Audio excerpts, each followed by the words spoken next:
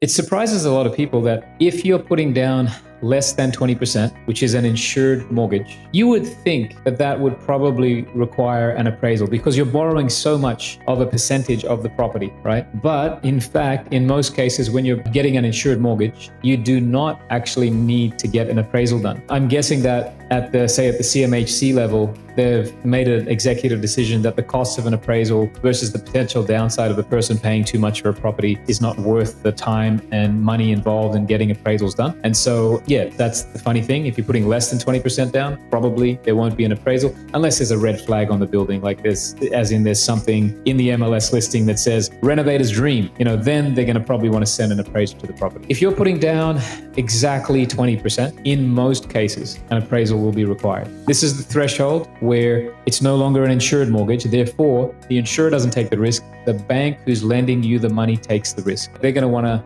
check the value of that asset. And 9 times out of 10, there will be an appraisal requirement. Then if we get to say 65% loan, that means you're putting down 35%. We found that as another interesting threshold where lenders may not require an appraisal. Okay, so that's the bank saying, you know what, at that loan to value, we're probably okay. Again, there's no guarantees here, 50-50, but if you're under 65% loan to value, then you probably don't need an appraisal.